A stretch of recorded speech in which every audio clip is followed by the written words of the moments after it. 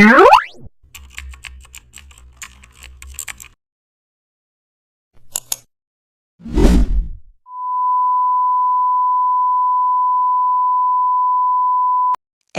eye-catching post you see online often hides a carefully constructed backdrop.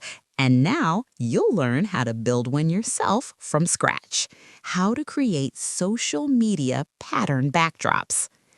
Open Photoshop and create a canvas sized for your platform, such as 1080 by 1080 pixels for square posts.